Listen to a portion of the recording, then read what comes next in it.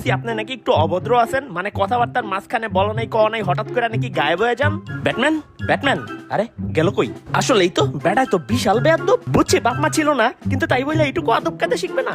আরে ভাই আমি এদিকে সারা রাত ধাগা মুতা সব চাইপা রাইখা ক্রাইম ফাইট করি, এরপরে কেউ যখন খুব বেশি বকবক করে তখন একটু চিপায় যায় হালকা হই, ওইটাও দিবেন না তাই বইলা এইখানে। আরে ভাই আমি দেশি ব্যাটম্যান, বাসার বাথরুমের চাইতে রাস্তাঘাটেই বেশি কমফোর্টেবল লাগে।